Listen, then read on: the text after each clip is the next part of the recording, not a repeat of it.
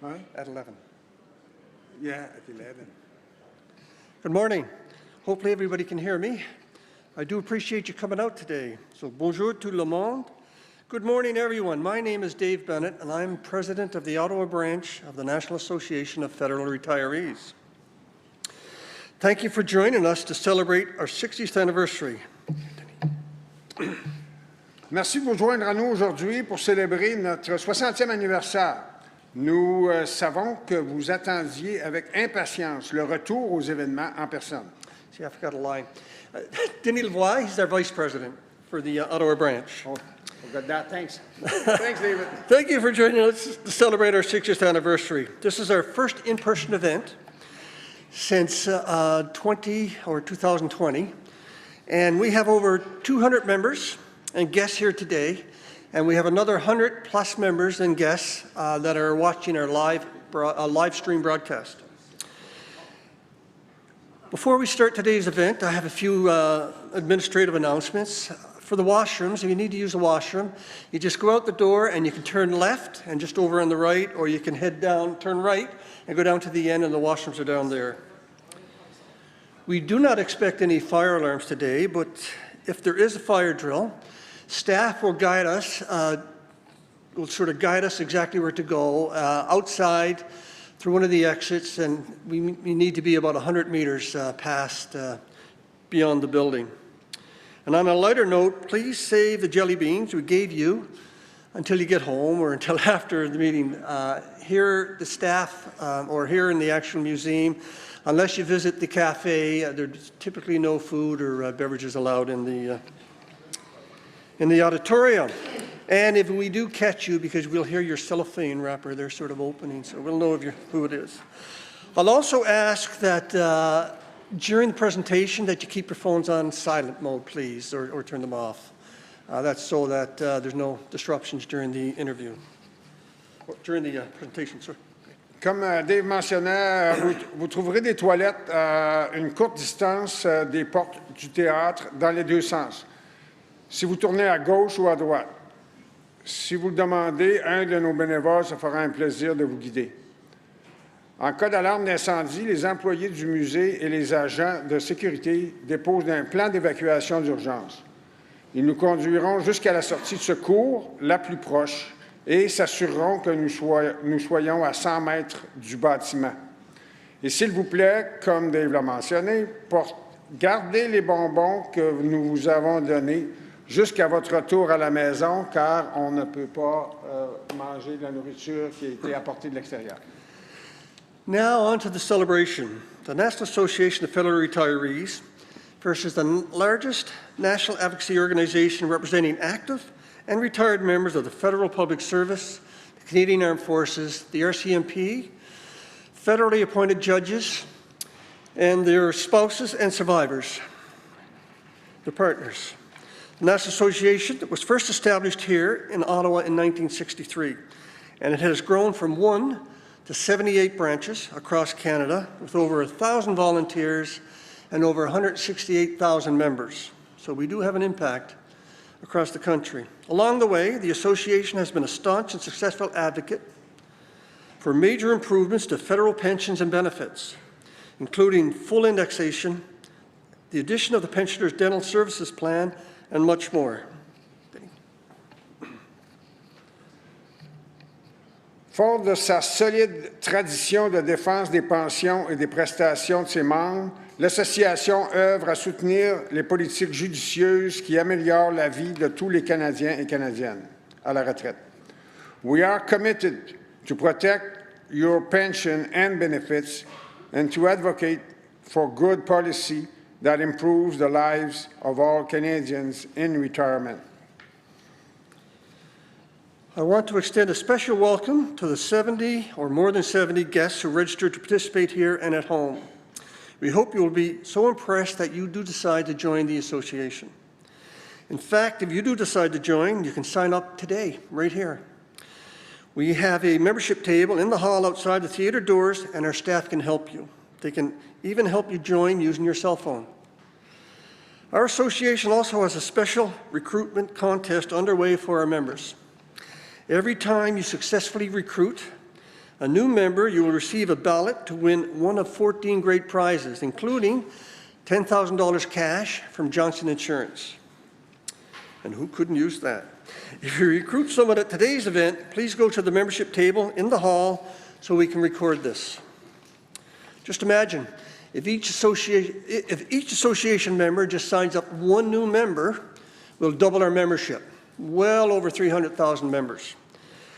And the influence we would have in supporting our mandate to protect pensions would be significant when advocating with members of the Parliament. After today's event, we will send a follow-up email to everyone who registered, including those watching at home. And we will include information about the recruitment contest and how to join. After this event, we will also send you the link to the video recording of today's presentation so that you can share it with others. Veuillez surveiller le courriel que nous vous enverrons après la présentation. Nous vous fournirons plus d'informations sur le concours de recrutement et les modalités d'adhésion à l'association. Nous vous donnerons également un lien vers l'enregistrement vidéo de la présentation. Now let's get to the heart of today's presentation. And that is our tremendous guest speaker, Erin Gregory, who is the curator of the Canada Aviation and Space Museum. Erin has a Master's of Arts in Canadian History from Memorial University, a Bachelor of Arts in History and English from McMaster University, as well as a postgraduate diploma in Cultural Resource Management from the University of Victoria. Erin has spent a decade at the museum curating exhibitions and doing research on a fascinating array of subjects, including the history of air traffic control in Canada, Canadian aviation in the First World War, women in Canadian aviation, the Avro Arrow, the history of human spaceflight, and most recently, the Royal Canadian Air Force during the Cold War. I'm delighted to turn the podium over to Erin to hear all about the small but mighty Gander International Airport in my home province of Newfoundland and Labrador. Thank you. Erin.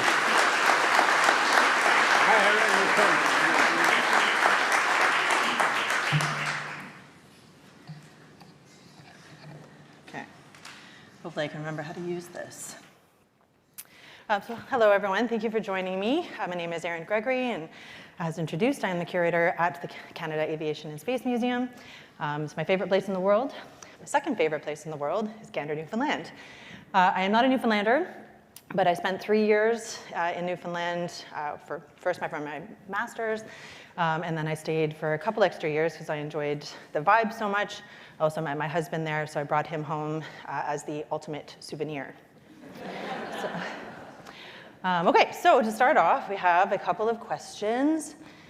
What would you guess was arguably the most important airport in North America from the 1940s to the 1960s?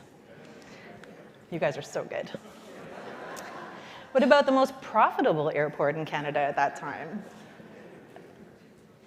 The first place in North America on which the Beatles set foot. A place where you could run into Frank Sinatra, Marilyn Monroe, Muhammad Ali, and any number of royals from around the world.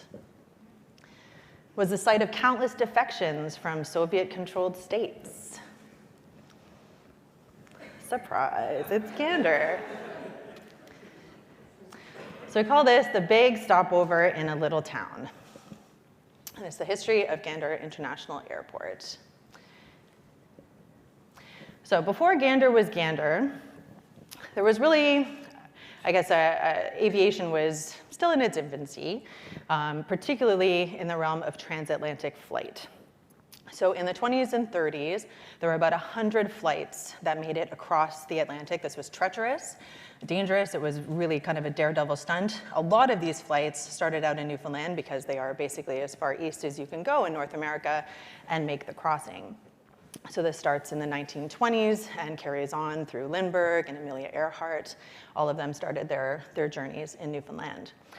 Botwood, Newfoundland, which is not too far from Gander, probably about an hour and 15 minutes down the way, as they say, started out as a flying boat base. So when commercial transatlantic flight starts to become a thing in the 1930s, flying boats were really it. So you had these massive boats with these massive wingspans that were cruising across the North Atlantic, and they had no wheels. They were just a boat hull, basically, underneath some wings. So Botwood was decided that that was going to be the site. There was a very particular route that they would take from the UK on to Botwood and then make their way to their destinations, either in Montreal or New York. But even then, people could kind of see the writing on the wall that eventually land planes would become the future of transatlantic flight. So they were looking for an option, and I say they, this is the British who controlled Newfoundland at the time. We're looking for another option, one that could maybe cover both. So you would need access to a deep lake, as well as a nice flat piece of earth with decent weather. So you can imagine how difficult that is to find in a place like Newfoundland if you've ever been there. So the site that was chosen was at the time known as Hattie's Camp or Cobb's Camp. It was on the rail line, so the Newfie bullet that kind of cuts across the island, or used to cut across the island, did have a stop there, so that made it relatively easy to bring supplies and people to actually build the airport to this particular site. It was large and flat. It had access to Gander Lake, which is a large, deep lake, which was great for the boat plane aspect of things.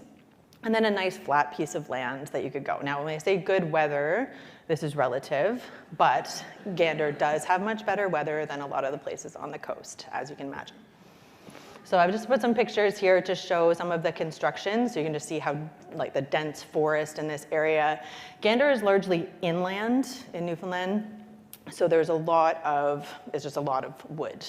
The largest town is about an hour away, and they were kind of the site of a lot of logging operations and a pulp and paper mill and everything in Newfoundland. So you're not dealing with the St. John's coastline and topography. So when it was constructed, it was completed in 1938, Gander was the largest airport in the world.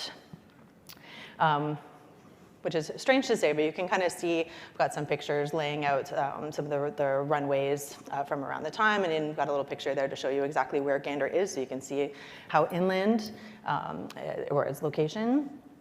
And so the airport itself measures 1 square mile at this time. It has 4 runways and a very, very small operation. There is no town at this place at this time, right? This is still very much a camp.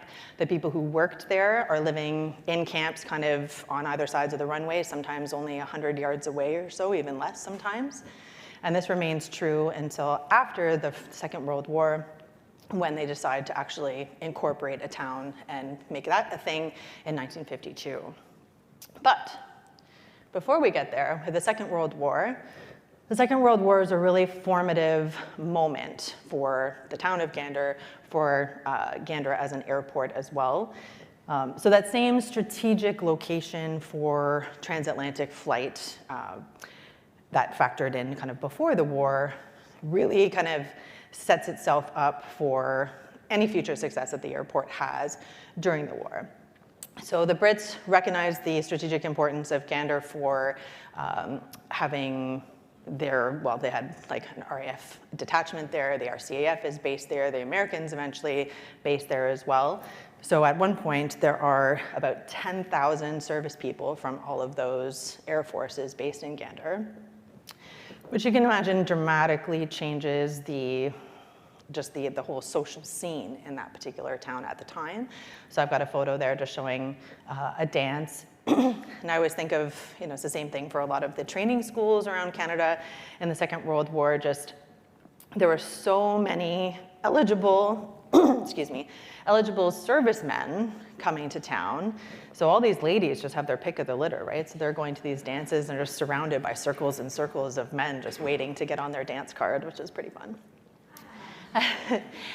So this also becomes the site of ferry command. So getting aircraft over to Europe during the Second World War was critical. In the early months and years of the war, this was done by ship. So the ships would get loaded up and they would be sent over to the UK. The shipping lanes were dangerous. You had U-boats crawling around all over the place just waiting to pick these off. So whether they were carrying personnel or carrying equipment, whatever, any kind of blow to this particular shipping lane was going to have an impact on the British and the Allied ability to fight the Germans. So one of the ideas was to, okay, well, if we can just fly the aircraft over, then this would solve the shipping problem to a degree.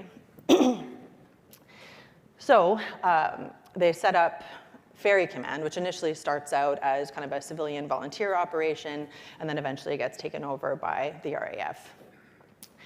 By the end of the war, there were about 20,000 aircraft that were sent to Gander to be flown over to the UK.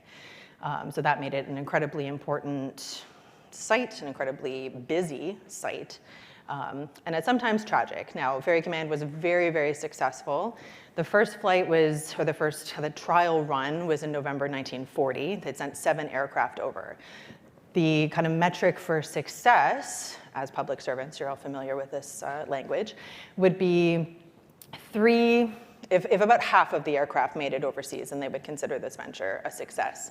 Fortunately, all 7 made it. And they're flying dark, so there's no radios, there's no lights. They're just going on instruments and trying to make their way over, establishing the route, which goes from Newfoundland to Greenland to Iceland, and then over to Scotland and England. So it was treacherous, it was dangerous, it was cold, but it was critical to the war effort. What else did I want to say about Gander at this time?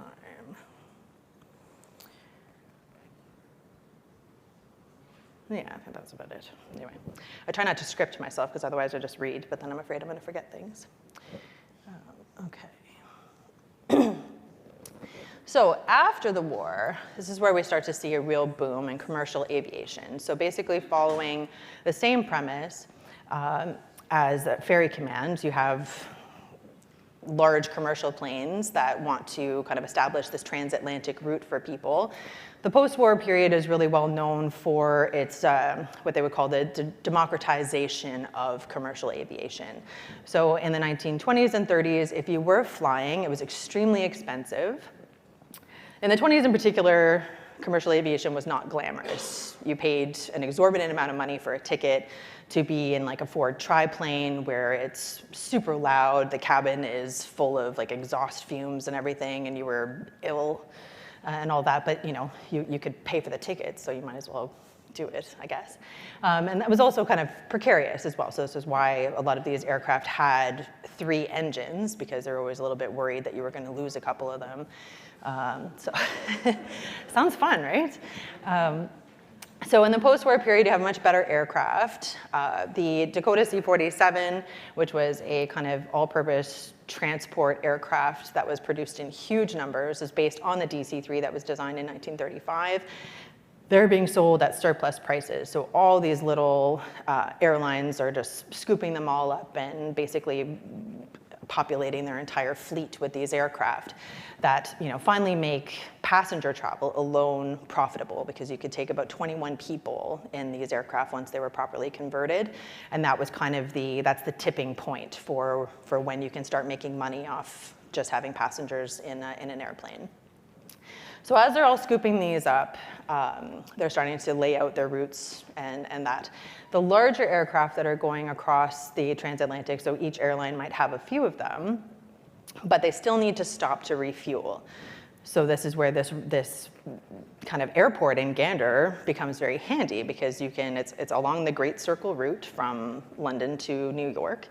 And it just makes for a really nice, easy stop point. The infrastructure is all there. It's got massive runways. So this is really just a perfect spot to set down and refuel going back and forth across the Atlantic. So bear in mind at this time, the airport itself is still very much the World War II infrastructure. So the people who are working at the airport are living in the barracks that are now vacated through demobilization.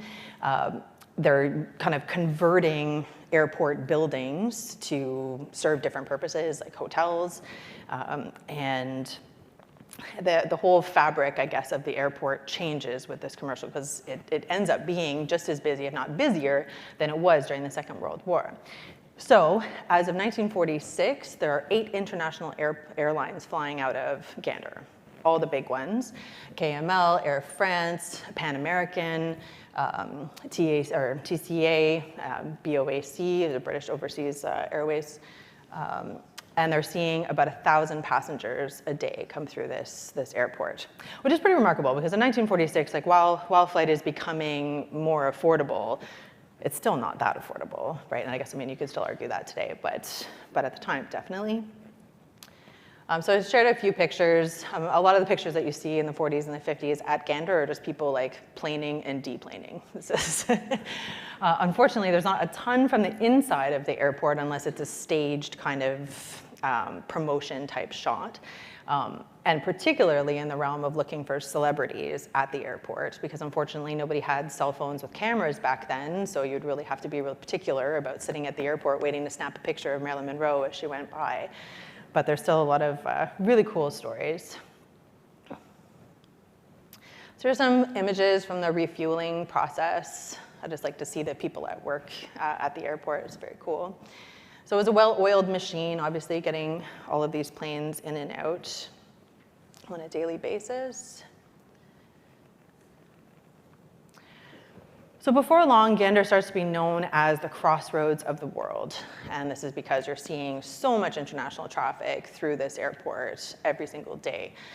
As I mentioned, the Second World War kind of buildings that are being kind of refitted. So you have the Airlines Hotel where that very handsome man is standing in the door, the Saturn Hotel, which is quite famous in Gander Airport as well. So if you had to stay overnight for any reason, and these were the places that you went to because there wasn't really a town with other infrastructure here. So when you came to the airport, you were at the airport, and that was it. The Big Dipper, arguably the most famous bar in Newfoundland. It was open 24 hours a day. So at any time you could go and have a drink at this bar. The neat thing about this bar, so this was the first liquor license issued by the province of Newfoundland was for the Big Dipper. And because the security situation for travel was so different at this time, anybody could go to the airport and hang out, right? So if you wanted to go and get a drink, like this was the place that you went, right? Even after the town is incorporated and there's other things, the airport was still very much the center of this community. So if you had a ticket or not, you could go in and have a drink at the Big Dipper and people watch, because that's really what you were there for. What else do I want to say about this? Yeah, that's about it. So here's a couple of other pictures from 1949 and 1952. So when I said the thing about the promotion pictures, the Canadian government had sent official photographers in both of these years to take photos of the airport, because of course Newfoundland became part of Canada in 1949. And so now this becomes the most profitable airport for Canada, not the Dominion of Newfoundland. So they wanted to take pictures and basically promote that and get a little bit more invested in this little airport in the middle of nowhere. And also I just kind of blew up this one picture because this lady looks so bored. And I just felt like it's just such a perfect picture of anybody who's ever been at an airport just waiting for their flight. It's fantastic. So the other neat thing about Gander has to do with air traffic control. I'm a real air traffic control nerd, which is kind of a weird thing, but it's very, very cool. So at this particular point, you had air traffic control happening to a degree in the Second World War. This is really when ATC is kind of born in Canada, because there's so much air traffic from the training plan, and then in Gander, obviously because of Ferry Command, you need to be taking note of where all these aircraft are, coming and going and all that to prevent accidents, and also just to track potential losses for this aircraft. So a lot of this stuff has to do with something called procedural control, which means you have the air traffic controllers talking to pilots over high-frequency radio, and the pilots are reporting their position, and the air traffic controllers are tracking it. So that kind of forms the basis of ATC, well, just in general. That's basically what it is. Until you get radar and positive control, where you can actively see aircraft on a screen or a display, and then they're tracking them that way. So I've got pictures of people using the radio system, because radio is critical to this operation. One of my favorite pictures, that man there is named Cy Rousel, and he worked in ATC and Gander for ages. He's using a whiz wheel, so he's calculating kind of speed over distance to figure out an estimated time of arrival, and then marking it down on strips. Up until very recently, these paper strips were kind of everything for air traffic control. Now a lot of that is digital, but only in the last probably 2 years that the very last of the paper strips have stopped being used. Which is pretty interesting. This is a group of some of the first civilian air traffic controllers in Gander. They're in this very small kind of rickety tower. This is pretty common construction for a Second World War. And then you can see Sai up there again. I can't remember the man in the Hawaiian shirt's name. But anyways, they're doing the same thing. So what's happening in this particular picture is that they will be getting information through their headsets on aircraft that are leaving New York and heading toward them so that they can plot out who should be coming and then having an estimate time of departure as well. Yeah, so I guess I should mention too, so I've got airport, area, and oceanic control. So there's 3 types of air traffic control that are still done in Gander. So the airport is the people in the tower. They're looking at what they can see, so it's anything usually within a 5-kilometer radius of the airport itself. Area control is things kind of flying overhead, just cutting through Newfoundland airspace and heading on to their destination. And then there's oceanic control, which is just outside the area controller sector and covers about half the North Atlantic until those people get picked up by air traffic controllers in Prestwick. So that's usually the handover point is in the middle. Today, they see about 1,500 flights a day. They control about 1,500 flights a day going across the Atlantic. So in 1959, at this point, the coming of the jet age is kind of, well, they know it's coming. But also a lot of the piston engine powered aircraft are starting, their ranges are starting to increase pretty substantially as well. So people are kind of seeing the writing on the wall here that Gander as the crossroads of the world and this necessary refueling spot is probably, their days are numbered basically in this outfit. Nonetheless, in the late 50s, the Canadian government invested a tremendous amount of money in redoing the terminal buildings at almost every large Canadian airport. 1959 was a really big year, so almost all the big airports had a new terminal opening in that year. For Gander, this happens in June 1959, and the Queen herself is there to open it up. No expense was spared in the development of this international terminal at Gander because it was still the first place that most people set foot in North America. Certainly for Canada, this was putting your most modern foot forward and welcoming people into this space. So they had, for the aircraft, they had extended and strengthened runways, new lighting, new navigation aids. In fact, the first precision approach radar was used at Gander. So this was a technology where you had a controller that was trained specifically on this type of machine and this type of controlling. And that was to kind of act as a pilot's eyes in very bad weather. So they were guiding the aircraft down right to the runway, basically in almost zero visibility. And the new terminal itself is a gorgeous building, one of the, still today, one of the most important modern or modernist buildings in this country. It is a time capsule. It's incredible. The floors, they're terrazzo floors from Italy. The furniture was all designed by really famous mid-century designers such as Charles and Ray Ames and Robin Bush. And it had the first escalator in Newfoundland. The other thing you'll notice is the clock, the Moscow clock. There are several of them in this cluster. It's kind of a really iconic wall in this room. But this was because so many flights from Aeroflot in Russia and some Cuban airlines as well would come through Gander because they weren't allowed to go through American airspace. So Gander became a really important stopover point for Soviet and communist aircraft. And this is where the defections come in. So if you were able to get down that escalator and get to the Canadian security and say, save me, or I want to stay, or whatever, then you were able to basically claim asylum and stay in Canada. So apparently there were a lot of interesting chases down this escalator as well, because the crews eventually kind of catch on to this and are just like, no, we're not doing this. And so there's, anyways, just reports of people being dragged by their feet and hands back up the escalator to get back on their feet. So the people watching wasn't just good for celebrities. There's a lot of, there would have been a lot of good YouTube videos out of that, I think.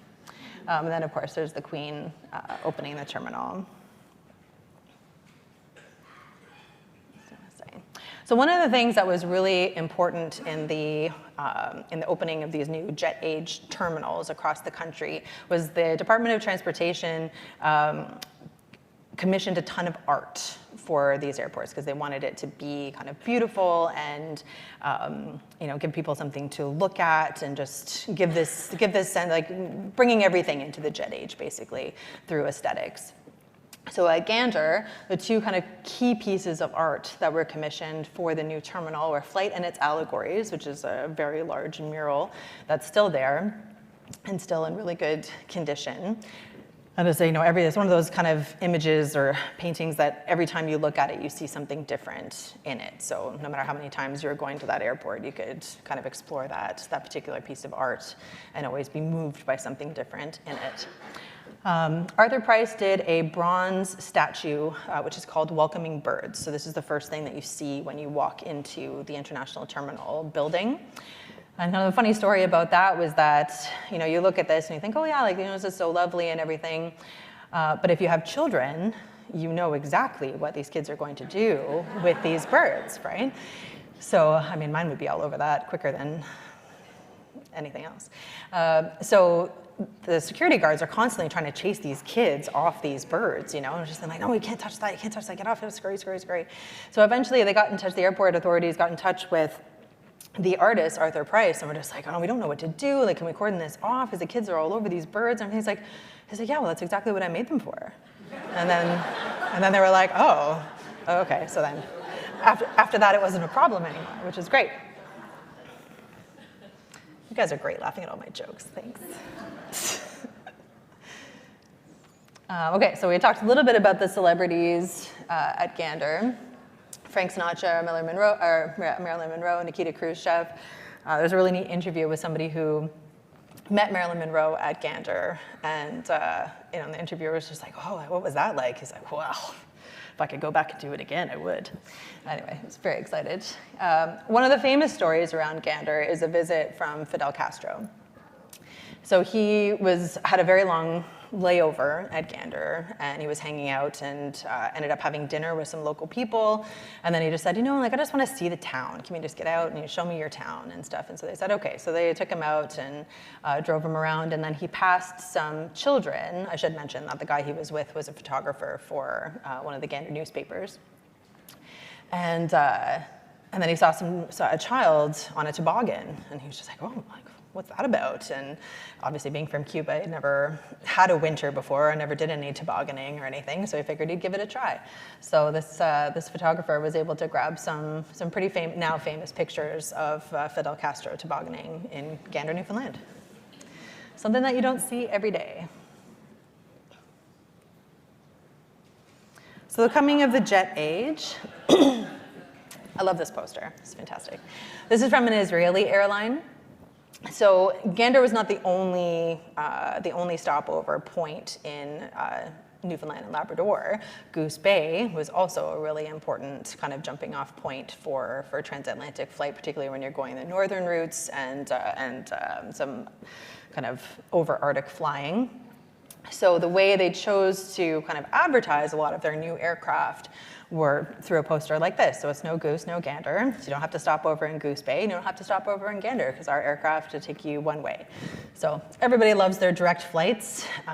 So that was it, and it was becoming a bit of a problem for Gander also, because they were just wondering, in a one industry town, what are we going to do when nobody needs this anymore?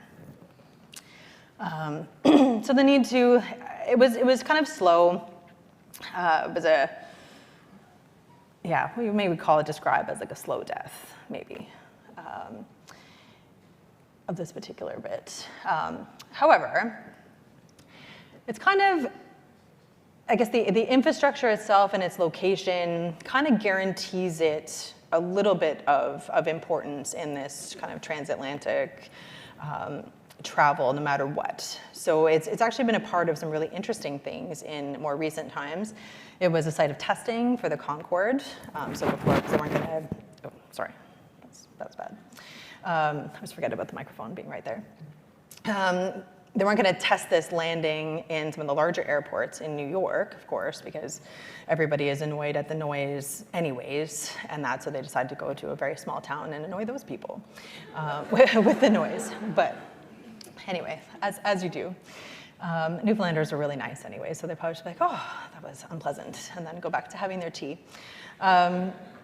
It was an alternate landing site for the space shuttle as well, largely just because of the large runways, right? So you want, if you have a 10,000-foot runway, then you're going to be pretty high on everybody's list for stopovers and emergency landings and that. So this still, Gander sees about 1 to 2 emergency landings from transatlantic flights every week. Which, I mean, considering how many flights are going is not bad, but it's usually either a mechanical emergency or a medical emergency, and then they'll land at Gander. Excuse me. And then air traffic control, of course, as I mentioned, it's still very much invested and kind of a center of oceanic control and area control over the island. So a lot of people are still working in and around the airport. I put this picture in. This is actually like a 9/11 story, but I put it in because of the sign that says TOPS on top of Gander. So there was an effort to kind of subsidize landings at Gander to sort of keep that stopover bit going on the part of the federal government for a while. That program is no longer in use. So September 11th, this is a pretty, it's an intense day for everybody, as you can imagine. But in Gander, they were, starting out their day as normal. The bus drivers were on strike. People were hanging out and going to work and doing their thing. And then the first tower gets hit. Still at this point, people are thinking like, okay, well, this is just a one-off, it's an accident, how terrible and all that. Then the second plane hits, and now things are, okay, this is a bit tricky. So even people who were off, who typically work at the airport, typically work in air traffic control, even those that were off were kind of calling in to see if they needed to come in. Some of them were called back. The unprecedented decision to close American airspace on that day was made. And so all flights had to be grounded as quickly as possible. And for the controllers at Gander, they were now taking on the responsibility of informing the 500 or so aircraft that were en route that they were no longer allowed to go to their destinations, but that they would have to divert and go somewhere else. At first, a lot of these pilots were not impressed with these orders, as you can imagine. And the controllers weren't really allowed to say why at this particular point. So you will be informed of the reason when you're on the ground. So that was tricky. And then eventually, like for the second and third wave of aircraft that were getting this message, they had already kind of heard things through the radio and stuff like that, so they understood, and there was a lot less pushback from the pilots to the controllers on whether or not they should proceed to their destination. So Gander took on 38 wide bodies to land at this airport. So now while the runways are very big, the rest of the infrastructure is not set up to house 38 aircraft. And also, I think even for the tower controllers, this is a very busy day because they're typically, they're seeing just a handful of kind of somewhat local flights or Canadian flights. And then all of a sudden having 38 wide bodies coming at the same time is a really big deal. So you have to get them in so the aircraft are lined up for their approach. People could see the lights for miles and miles as they were waiting to get in. It was first come, first served. So if you were there, this is where you're going. And then they had to park them. So figuring out places on the grounds where they could get these aircraft. So in some cases, you have some of these wide-body jets sitting on the grass, for days. So when they first landed, nobody was allowed off the planes because nobody knew exactly how far did this terrorism thing go, who was involved and all of that. So some of these people were on their aircraft for 25 hours on the tarmac. And anybody who's had to wait even 45 minutes knows how annoying that is. And they have no information. They don't know why they're there. This is, just a terrible situation all around. But in the meantime, the community is rallying because they know these people are coming off the planes. There are about 6,500 to 7,000 people that came to be known as the plane people that are coming off these 38 wide bodies into the town of Gander, which in and of itself has about 6,500 to 7,000 people. So you are doubling the population of this town overnight, and there's only 500 hotel rooms. So what are people going to do? So everybody rallies and starts setting up areas around the community in the churches, in the schools, anywhere possible. Some people, even though they were expressly told not to, were taking some of the plane people into their homes, giving them the clothes, loaning them clothes, giving them food, letting them use their phones. It's just like an incredibly beautiful, moving moment. So much so that they made a Broadway musical out of it called Come From Away. So this is a smash hit. It's a beautiful, beautiful story and an incredible score that does, I think, a lot of justice to what happened there in Gander that day. Just checking the time to see how long I can still talk for. I can go on all day. But I love this picture. So this gives you an idea of just you're just blocking off every section of runway that you possibly can, but there's still some on the grass in the back you can see. And the only flights that were allowed around still were military flights. So there were, kind of recce flights and people making sure that everything was stable and that not really understand. There was a lot of security checks involved too. So every single passenger had to go through a bit more screening. I should also mention they weren't allowed to take their luggage or their pets off the aircrafts initially. So they had their whatever kind of hand luggage that they had. So this is an argument where I'm sure some of your mothers have told you that you always keep a change of clothes in your carry-on. This is one of those moments where you'd really want to do that. So you just never know what's going to happen. And then some of the photos of some of the areas in the school that were set up for the plane people to camp out. They had just lines. It was almost like the entire town just sort of shut down for the 3 or 4 days that the plane people were there. There were just lineups just of community kitchens, essentially, just setting up to feed everybody. And they had a lot of parties even at night too, because even though it was a somber mood and all of that, Newfoundlanders are Newfoundlanders, and you're going to have a ceilidh one way or the other. Okay, so Gander today, as I mentioned, this is architecturally a very, very important lounge, the International Lounge at Gander Airport. The airport itself is very quiet. There's not a lot going on, but they have kind of leaned into the private jet industry. So in 2006, for example, for the Tom Cruise and Katie Holmes wedding, there's all kinds of celebrities flying in their little private jets that do still need to refuel before going over to Europe. So they still see a lot of celebrities in Gander because of that. John Travolta is well known to frequent this airport with his private jet as well. I haven't heard anything about Taylor Swift, but I'm sure she's been there too. So recently, it was a few years ago, actually, there was talk of tearing it down. Of course, this is what people want to do all the time. And then there was an outcry among a lot of the leading architects in Canada, a lot of history buffs like myself, who just love this space so much because you're basically you're walking into an artifact. This thing is a time capsule. It's incredible, and just the nature of the dramatic drop-off for transatlantic flying, and that, it's just such a rare thing to be able to have something this well preserved. Like the wallpaper that was put up in the 50s is still in the bathroom. That is it's wild, right? Anyways, I get too excited about it. But so they decided to save it, which is good. And then in the last 2 years, they've actually revamped the space and turned it back into a community space. So in the aftermath of 9/11, I've got a photo there, you can see that kind of glass in the back right underneath the allegories of flight. That separated the domestic terminal from the international terminal, and you were not allowed into that space unless you were taken by security, and it was kind of like tours on request type thing with a guy named Jerry Cram, who's amazing, and you should all go and visit Jerry. So they've decided now to turn it back into a community space. So there is a theater in there now. The bar is open to anybody, ticket or no ticket, because you're not actually kind of checking in and going onto a flight.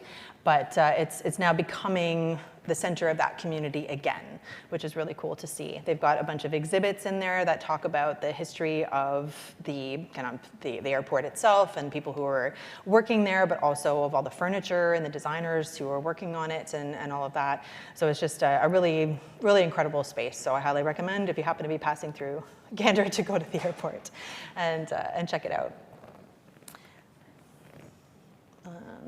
And then I'll mention the clocks again. So this is kind of the iconic thing. I didn't get to ask the curator when I was there in the summer why they changed the wall color. I'm not sure if that was back to what it was in the 50s, because for a long time it was maroon. So I'm not sure what the switch to navy was, but I feel like it matches the chairs better. So that was probably the reason for it. But yeah, so anyways, as a historian, and particularly as a historian of aviation, I love this space so much. I'm so happy that it's being preserved. I hope it continues to be. And I hope you enjoyed this little potted history of Gander. So thank you.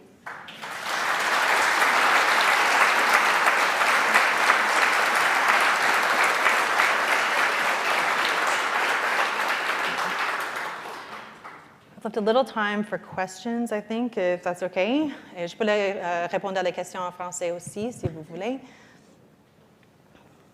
Who controlled the revenue when the flights landed? I'm sure they had to pay. Did that all go to the federal government, or did the community get a lot of that money? No, that was all it goes to the Department of Transportation at that particular time, up until, I think that remains the case until the 90s, when the government kind of divests of a lot of the airports and the infrastructure responsibility for that, and then the money goes to the airport authorities that run the airports.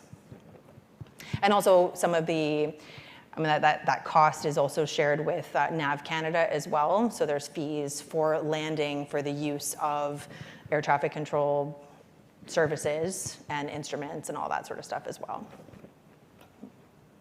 Yes? Thank you for the excellent presentation.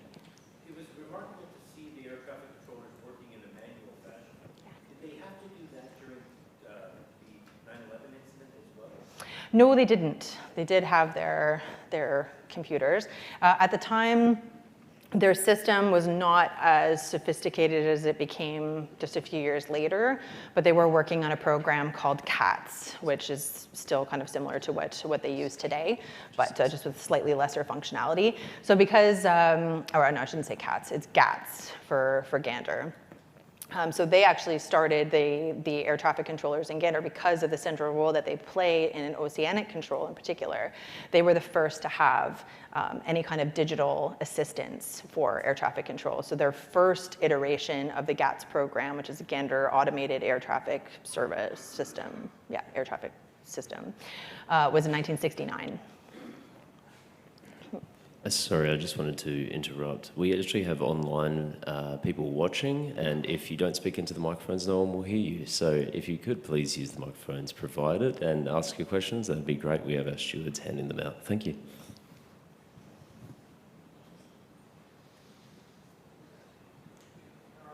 Thank you very much. It was a great presentation. I was just curious, because it wasn't part of Canada, the original conception and funding of the larger airport in the 30s, was that the Newfoundland government itself? Largely the British, but yes, there was some cooperation between the Dominion and the British government. Yeah.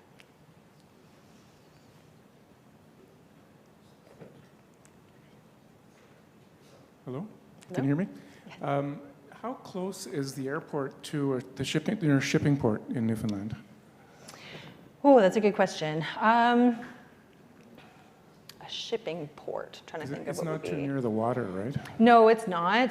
It's about, I would say, I mean, depending on where you're going, you're looking at Clarenville, which is about an hour down the road. But then there's river systems and stuff along the exploits and things like that. So I'm not exactly sure how, they wouldn't be very close. So most of the supplies are coming in either by air or by rail at that time. I see. Thank you. Thanks very much for the presentation. You mentioned Goose Bay. I was just wondering, how does Goose Bay compare to Gander in terms of size and the number of aircraft that were there? Like, was there actually competition? How does it compare? Yeah, there wasn't really. I mean, Goose Bay is still very much, that kind of community type airport, and it's very, more so on the military side, I think, is what you would see out there. I haven't been to the airport myself, but it definitely didn't receive the same treatment as Gander, because it was an alternate, but it wasn't quite as widely used as Gander. But there is an Avro Vulcan up there just hanging out outside, which is pretty cool. Hi, excellent presentation. My first flight across the Atlantic was out of Gander in 1952 in a BOAC Super Constellation. Nice. And we used to go from Grand Falls to Gander to watch the planes land, so this was quite nostalgic for me. I remember one of the rumors that used to sort of be around at the time was that it was Joey Smallwood's pig farm before it became the airport. Is there any truth to that as a historian? I haven't heard that story, because I know Joey was from Gambo, so that's it's a ways down the road. But yeah, I don't know. Who knows? I know that was the reason that Castro was there a lot, because he and Joey were buddies. So. But I'll have to look that up. I hadn't heard that story. That's interesting.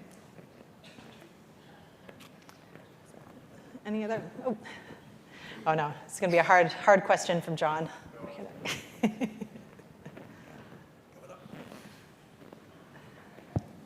No, it's not a question at all. Just confirming that, in fact, Joey Smallwood did start his empire there with a pig farm. Okay. Made his fortune off the base. That's all. Confirmation. Cool. All right. There you go. True story. True story. Amazing. You learn something new every day. Thanks, John. Okay. We've got time for one more question, I'm being told.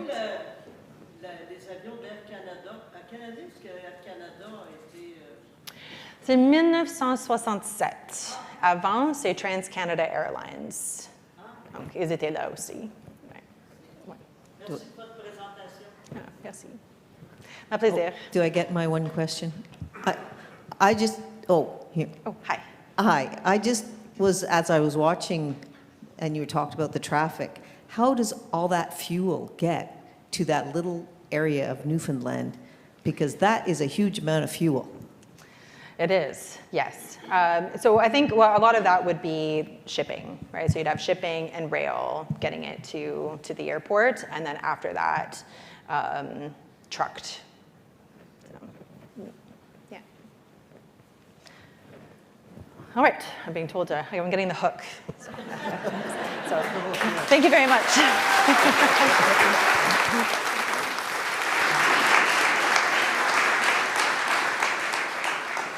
Thank you, Erin. That was absolutely terrific, and for sharing this little-known story. I thank you on behalf of the Ottawa Branch, and I also thank you as a proud Newfoundlander. Thank you. Not a souvenir, just a proud Newfoundlander. I also want to thank everyone for coming out today to our first in-person event since 2020.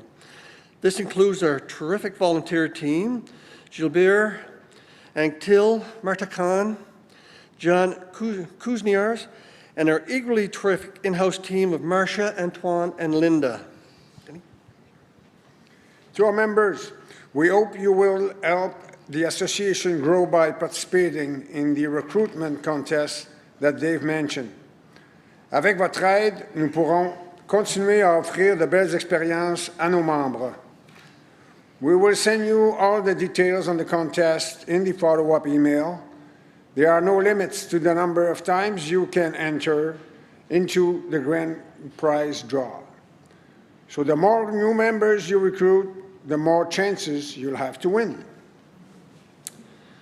To our guests, remember you can join the association today at our membership table, in the hall, or ask any of our volunteers to help. If you're not quite ready to join, but you would like to sign up to receive a newsletter and learn more about the association, you can also do that at the membership table. We also hope you enjoy your free pass to the museum for the rest of the day and free parking. If you leave the museum and come back, just be sure to mention that you were here this morning for the anniversary celebration. And as Denny mentioned, we certainly hope you do help with the growth of membership. As I mentioned earlier, you can imagine if each member just signed up one member, basically the growth that the association would have and the impact we would have for the advocacy with members of Parliament. The final word goes to Laurent Blvd, who is manager here at the museum and who works side by side with us to make the celebration a success. Lauren will explain the exclusive year-long discount we negotiated for our members to visit Canada's extraordinary science and technology museums. We will include details on the discount in our follow-up email as well. Lauren? Hello, everyone. Thank you all for coming. So I'm just going to tell you a little bit about the Ingenium membership and the access that you do have to a discount on that membership as members of the Ottawa branch of the NAFR. So Linda and I worked really, really hard to make this event happen, but also we worked really, really hard to get some extra benefits for you. So when we are talking about membership to the Ottawa branch and to the national NAFR, there is a lot to be said for how hard this team is working to get all of these benefits to you. So one of the things that we worked on was a discount on the Ingenium memberships for anyone who is a member of NAFR Ottawa branch. So you would have access to that from today until August 31st, 2024. So it's not something you need to make a decision on now. Please go and enjoy the museum and see what you think about it. Ingenium is responsible for 3 of the 7 national museums here in Ottawa. So that is Canada Agriculture and Food Museum, Canada Science and Technology Museum, and Canada Aviation and Space Museum. So our membership will get you into all 3 of those museums, unlimited for 1 year from the day you sign up. So if you sign up today, it would be a year from today. We do have individual memberships or family memberships, depending on what your needs are. So if you plan to be bringing grandchildren to the museum, you may be more interested in a family membership. An individual, if you are coming in as a senior to the museum, it's $14 admission. For an adult, it's $18.50. If you were to come and buy an individual membership, it's regularly $65, but you would get a discount and be able to get it at $52. So basically, if you come to the museum almost 4 times, you've paid for your membership. The family one is a better deal, I will tell you. So if you plan to come with your grandchildren, it's $47 to get into the museum as a family.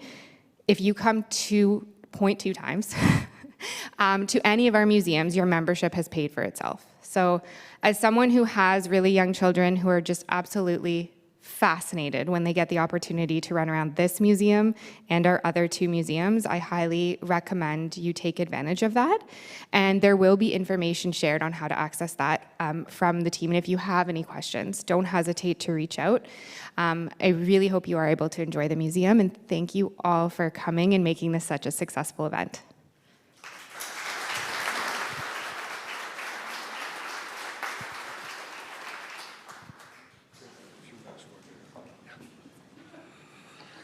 Thank you, Lauren, and thank you again, Erin. Erin will be available outside in the hall for a few minutes to answer any additional questions you might have. That's it for this morning. Happy anniversary to you all. Bon anniversaire à tous. Bonne journée. Enjoy your day.